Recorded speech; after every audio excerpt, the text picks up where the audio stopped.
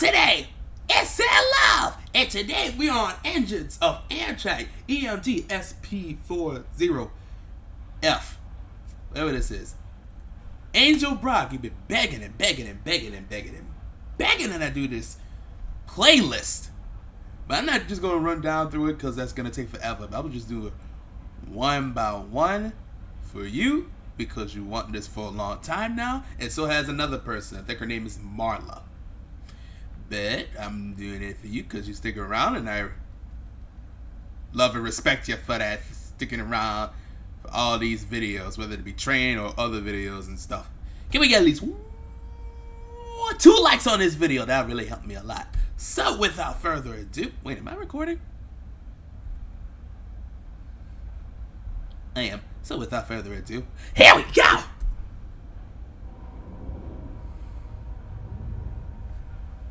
Well, isn't this just like old times?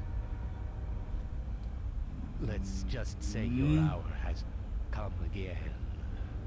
So wake up and No. smell the ashes. No. Huh? Whoa. Hello everyone. I'm Amtrak Guy 365, and welcome back to the first edition of... Wait, no. Get this bad camcorder audio out of here. Thank you. Ah, much better. Oh yeah, tons better. Thank you. What was this series called? I want to know. Of Amsterdam? Oh, I gotcha. Welcome to the first remade edition of Engines of Amtrak. In this does it look at the series, as you original? may remember, I go over the various types of locomotives Amtrak has used over the years. Today, I'm here to talk about the EMD SDP40F. But before we get into that, let me give some historical context on American railroads in the late 1960s. Railroads were suffering dreadfully, and no one cares. The locomotives being used dated Yeah, I don't to care. the 1940s and even the 30s. Passenger cars were just as old as the locomotives themselves and becoming increasingly empty as Americans turned to the airlines in the growing interstate highway system. Track maintenance was also becoming rare as vegetation reestablished itself along railroad right-of-ways. The condition of many railroads' trackage also limited speeds of both freight and passenger trains. Once grand rail stations were also becoming shells of their former selves or shutting down outright. It wasn't until June 21st in 1970 when Penn Central, who was borderline bankrupt, filed to discontinue 34 of its passenger trains that the U.S. government took matters into their own hands. A few months later, in October, the Rail Passenger Service Act was signed into law. This created the National Railroad Passenger Corporation, or NRPC. It would go under the brand name RailPax until being renamed RailPax! A combination of the words America and track. This new national so clever by government and state funding would assume control of intercity passenger It sounds like a trains medication, in the country though. of railroads who were interested. Railroads could contract out Amtrak to completely take over ownership and operation of their trains starting on May 1st of 1971. Railroads who chose not to join, of which there were 6 out of the 26 who didn't, were required to operate their passenger services until 1975 and go through the Interstate Commerce Commission for any service cancellations or changes. Amtrak was met with much skepticism, with many not expecting it to last long at all. It was assumed the American public would forget about Amtrak and passenger trains altogether. Well, clearly that wasn't the case, as Amtrak began operations on May 1st of 1971 and would use a variety pack of inherited rail equipment with varying degrees of quality. This would Coming be the out case with varying until degrees 1970. of numbers. Amtrak couldn't rely on their 10 to 20-year-old F&E units anymore, as mechanically, they were just about done for. Oh, now we use the Sonic In November Unleashed of music. 1972, Amtrak placed an order for 40 Yeah, then I'm complaining. locomotives costing $18 million. Electromotive Division, or EMD, Why would you pay so much for a train? known as the SDP40F. Its mechanical design was based on the Is it sunscreen? SD40-2 and SDP40, a passenger variant of Why are you naming that the SD40. sunscreen? EMD didn't want to design an entirely new passenger-exclusive diesel for Amtrak, Ooh, that so looks the old. company falter.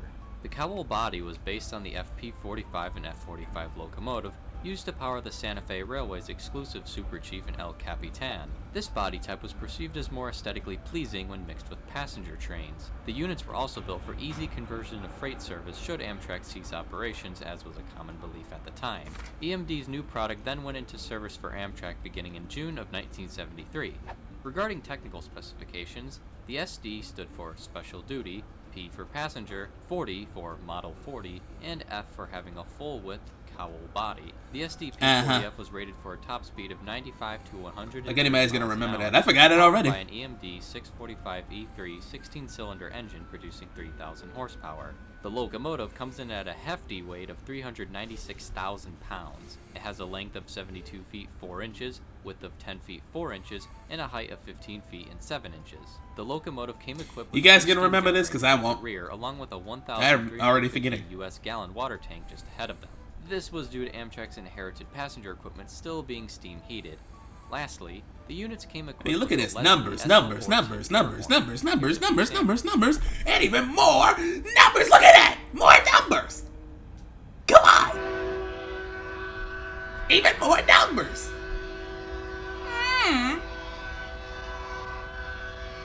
Can somebody shut your train up? Thank you.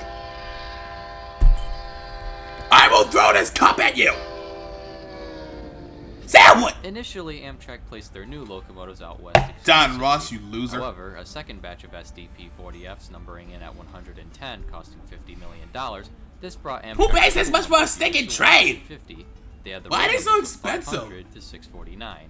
The second order, which went into service in How 1974, allowed a Amtrak train to finally replace their aging be F&E more units expensive across the than a country. building These later than units most also had facilities in the lower-profile cooling nation? fans and air horn to I mean, accommodate it the doesn't tighter make any clearance sense. system throughout the East Coast. They just do Train magazine delivery. editor J. David Ingalls stated in 1975 that the SDP40Fs were the stars of Amtrak's long-distance trains. They were slow to get going, but Looking when like they were Andy moving, Kaufman. they could really move. Unfortunately, while they may You can have really looked move your nice, hair, make it flap they like black sure didn't birds. ride nice. Engine crews frequently complained their big locomotives rode roughly compared to the F&E Like the animation they of previously RuneScape. operated. Some crews Now even it's not a reported being RuneScape. thrown out of their seats. Then came the derailments. This is the one thing that the SDP40Fs are infamously known for.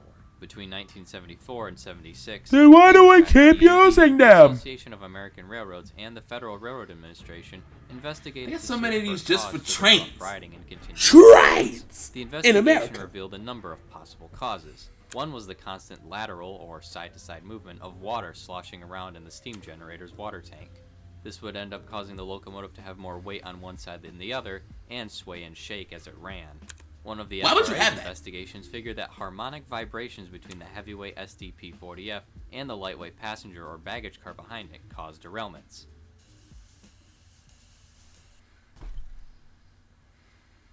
Man, Expedia. Nobody cares. Get from my screen. Just get from my screen. Jeez. Hey, Amtrak, Guy365 here. Who is this Harmonic guy? vibrations are an oscillating or continuous swaying motion resulting from a given force that can transfer to another object. Think of a simple pendulum. The force from one ball transfers to the others and acts on the other side with the same amount of force. This then repeats. In the case of the Until SDP40F, it the intense swaying just and doesn't. bouncing motion of the heavy locomotive transferred to the much lighter weight passenger car behind it. That amount of swaying and bouncing movement would cause the cars to jump the tracks. It's like dropping a bowling In other ball words, and golf back then, ball people from the did not same know height. how The to golf ball bounces properly higher due to its set light up weight. a In train. this case, the locomotive is the bowling ball, and the passenger car. Hey, is come on, the you could have had the golf ball. equipment by then, because In short, Trains weight have been known for, like, distribution over between 100 the locomotive and years. the cars was very uneven. if that. Another FRA investigation made a claim that the hollow bolster HTC trucks were to blame. The last cause, which was much more clear, was rough track conditions. Many, but not all, struggled to keep up and pay for track maintenance during this period.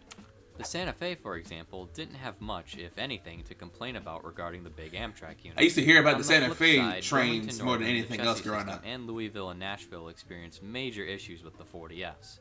To combat these problems, Amtrak and 635 curves and modified minute the work. locomotive's truck design. Yo, what's up, While this what's helped up, what's up, reduce what's up, what's up, incidents, what's the up? units had already created a ruined reputation for themselves. In 1976, the chassis system had outright banned the units from their tracks, calling them rail breakers. Rail Effective railroads spread breakers. apart from the locomotive's lateral swaying. Amtrak's Empire Builder would then experience a 6-hour increase in travel time as a result of speed restrictions as well. That'd be a By great name for a 1975, villain. The GEP30CH Ladies and then gentlemen, served feel the as wrath of the failing Rail SC. Breaker. Amtrak knew they still needed another new locomotive. In turn, the F40PH was ordered beginning on May 8, 1975. It would soon begin to displace the SDP40Fs on not only long-distance trains, but shorter inner-city trains as well. The locomotive was further made obsolete as more of Amtrak's then new Amfleet 1 passenger cars went into service outside of the Northeast Corridor in 1976 and 77. They had been expedited into service due to the unusually harsh winter that season, putting much of the steam-heated equipment out of service. These Amfleet cars came equipped with head-end power, Okay, or stop snowing. HEP for short. New supercars commonly used out west also featured HEP. In short, the F40PH came equipped with head-end power, the SDP40Fs did not. But they did come with an ad, which I don't like. Best RPG on PC. Oh my goodness, with Raid! Raid! Get Raid out of my face! It was clear who the winner was. In 1977, now back to Sonic Unleashed. 40 of their 40Fs back to EMD. I think this was Spagonia. Components from these locomotives, including the prime mover, would be used in a series of F40s known as the F40PH-R, R meaning built from SDP40F parts. In the following years up until 1987, Amtrak traded in a total of 132 units back into EMD for F40PH-Rs. Also during this time in 1984, Amtrak was experiencing a light engine shortage. In turn, they traded in 18 SDP40Fs to the Santa Fe Railway in exchange for 25 CF7s and 18 SSB 1200s. In 1985, the Santa Fe began converting their Amtrak engines for use in freight service. These were designated SDP40F. This involved removing the steam generators along with re-gearing them for slower speeds. Other modifications included adding a railing for the narrow front-end platform, adding concrete ballast in place of lost weight from the steam generator and water tank, removal of a nose light, steam generator related parts being plated over, among other smaller changes. They proved much more reliable, having none of the problems Amtrak did when they owned them. The only issue proved to be the removal of a nose light created glare in the cab during adverse weather conditions, along with mounting and dismounting the unit. The SDF40-2's front steps were more or less a small vertical ladder rather than steps. This proved especially risky during rolling or on-the-move crew changes. Meanwhile, Hey, who turned the music off? the remaining 40Fs had been reduced to work trains or stored away. The last 9 SDP40Fs would finally be retired off of Amtrak's roster in 1987. Those not traded into EMD or sold to the Santa Fe were likely scrapped. Retrospectively, some of those who operated the big diesels think they would have survived longer had the steam heating tech been removed and HEP been implemented.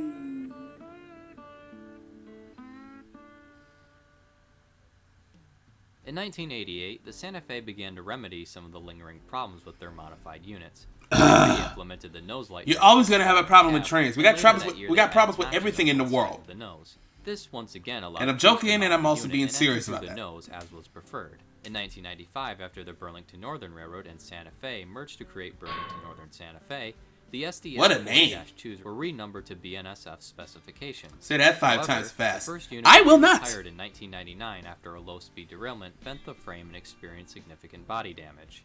By November 2001, the locomotives began to be put into storage at Kansas City and Barstow for the last time. All units were officially retired on May 2nd, 2002, and removed to Topeka, Kansas in August for part harvesting. It's That's hot. all. Scrapping commenced. Topeka.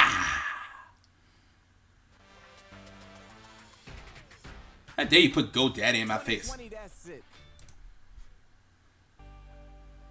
I do not want to hear 2020 However, ever again. not all is doom and gloom for Amtrak's hefty passenger units. In June 2002, BNSF 6976, formerly Amtrak 644, Sonic was Colors. pulled This out is of on the storage and planet sent to West. the National Railway Equipment Shop in Mount Vernon, Illinois. There it was painted up as a display locomotive for the grand opening of Maersk's Pier 400 container terminal at the Port of Los Angeles in August. The scheme was reminiscent of Santa Fe's war bonnet design. The cold and dead unit was moved around by NS 3329, which was also decked out in Maersk colors. 6976 made one last public appearance at the opening of BNSF's Logistics Park Intermodal Facility in Joliet, Illinois on October 14, 2002. The unit was then once again moved to storage in Topeka with an uncertain fate. However, the Northwest Railway Museum acquired the locomotive in November 2003, numbered it back to its original road number of 644, and moved it to Portland, Oregon. There it would be repainted with unlicensed Maersk colors. 644 would be designated for Daylight Locomotives and Machine Works Incorporated, or DLMX, and saw service on the Portland and Western Railroad throughout the mid to late 2000s and early 2010s. It would then be kept at storage in Portland. In January of 2014, Dynamic Rail Preservation, or Dyna-Rail, moved the 644 to Ogden Union Station in Ogden, Utah. Tagging along was ex-Amtrak F40PHR number 231. The 644 was now lettered for DYRX and was intended to be restored to its original Amtrak appearance. 644 and 231 then sat stagnant for several years until January of 2019. Dyna-Rail, in conjunction with the Nevada State Railroad Museum in Carson City, moved the engines to the museum to be restored to operation. In June 2019, 644 was renumbered back to 6976 to honor its BNSF heritage. In late 2019, the unit ran under its own power once more, with more successful tests continuing into early 2020. However, 644 isn't alone. Two other SDP40Fs seem to still exist, with those being 169 and 218. These became EMD test units in the early 80s, but not much information is available on them. Apart from this Google Maps imagery located at the Transportation Technology Center in Pueblo, Colorado, I haven't been able to find much info or photos regarding their current whereabouts. It's said that they're currently heavily modified testbed units operating at the TTC in Pueblo. Well, that's quite a positive ending to such an infamous and ill-fated locomotive. While not the most successful locomotive, it still has plenty of fans out there and was definitely able to leave its mark and impact on the history book of Amtrak, the National Railroad Passenger Corporation.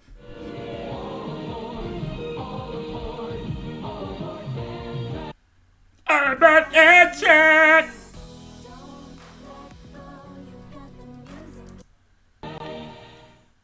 Thanks for watching this remade version of Engines of Amtrak, Well, I did the very best I could to try to watch it. I guess that was interesting. But I'm glad you guys wanted me to look at it and whatnot. So, I thank you guys for watching this reaction video. If you like what you saw, please like, share, and subscribe for more on my channel. Recommend me to some more videos you would like for me to react to. Ring that bell for notifications on upcoming videos. And until next time, I'm Said Love, and I'll see you guys soon. Bye.